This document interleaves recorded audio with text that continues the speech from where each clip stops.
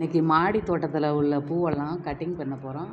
Cuttings வச்சு பூவெல்லாம் நிறைய பூத்து இருந்துச்சு. நான் கட்டிங் பண்ணாமலே வச்சுருந்தேன். இன்றைக்கி தான் கட்டிங் பண்ணுவோம் அப்படின்ட்டு கட் பண்ணோம்.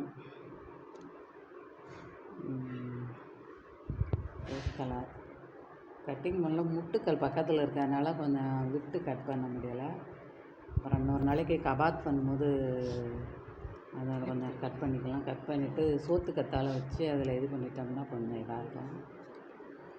பூக்கள் அதிலே இருந்தாலும் அடுத்த முட்டுக்கள் வர்றது சிரமப்படும். அதுக்காக வேண்டி தான் கட் பண்ணுறேன்.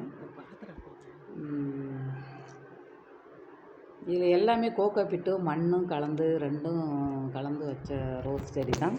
வேறு நான் எதுவுமே போடலை. பூக்கள் வர்றதுக்காக வேண்டி, முட்டுக்கள் வர்றதுக்காக வேண்டி டிஏபி 15 நாளைக்கு ஒரு தடவை கொடுக்குறேன். டிஏபி 15 நாளைக்கு ஒரு தடவை. ஒரு செடிக்கு 4 பந்து தான், ரொம்பலாம் கிடையாது. அதிகமாக போடக்கூடாது. 4 பந்து இல்லைன்னா 5 பந்து தான் போடுவேன். போட்டு டெய்லி நைட்டுக்கு மட்டும்தான் தண்ணி ஊற்றுவேன். நைட்டு காலையில் நான் ஊற்றுறதில்ல, நைட்டு ஃபுல்லாக ஊற்றி விட்ருவேன். ஊற்றி இதாயிரும். இதில் ஃபுல் வந்துடும். சில பூச்சி வாடை விழுந்துருந்தது, இப்போ தான் தெளிஞ்சு வந்திருக்கு. அதுக்கு கொஞ்சம் மருந்து கொடுத்தேன். வேப்ப எண்ணெய், ஷாம்பு இதெல்லாம் கலக்கி கொஞ்சம் அடிக்க சொன்னாங்க. அது மாதிரி அடித்து கொடுத்தா, அது என்னது அஸ்வினி பூச்சி தாக்குதல் இருந்துச்சு.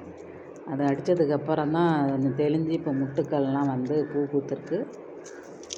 இதெல்லாம் கலெக்ட் பண்ணி தலையில் வைக்கிறதுக்கே மனசு வர மாட்டேங்குது.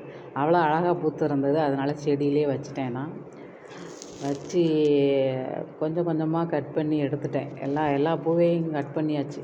ஒரு வாரமாக பூத்திருந்த பூவெல்லாம் இன்றைக்கி கட் பண்ணி எடுத்தாச்சு.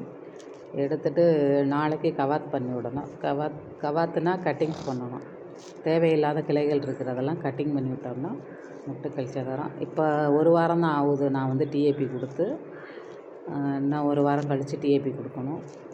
டிஏபி 1 கிலோ வாங்கினா தான் 3 மாதம் தான், 4 மாதத்துக்கு வருது. அதனால் பார்த்து கொடுக்க வேண்டியதாக இருக்குது. கீழே நான் ஆன்லைனில் வாங்கின ரோஸ் வந்து பூக்கவே இல்லை. அது ஒரே கொடியாகவே போகுது. 7 இலை வச்சுக்கிட்டு இருக்கு. அது என்ன காரணம்னு தெரில. இதெல்லாம் பார்க்கையில் ஒரு பொக்கேக்கு உருவாக்கக்கூடிய பூவெல்லாம் இதில் கிடச்சிருச்சு. கொஞ்சம் காம்பு நீட்டமாக இருந்ததுன்னா ஒரு பொக்கேவே ரெடி பண்ணிடலாம். இது அடுத்தடுத்து முட்டுக்கள் பக்கத்தில் வர்றதுனால பொக்கே ரெடி பண்ணுறதுக்கு கொஞ்சம் இதாக இருக்குது. இது ஒயிட் ரோஸ். மலராத ரோஸ் எல்லாம் நான் வச்சுட்டேன். மலர்ந்ததை மட்டும் நான் எடுத்திருக்கேன். இவ்வளோ பூக்கள் இன்றைக்கி கலெக்ஷன் ஆயிடுச்சு.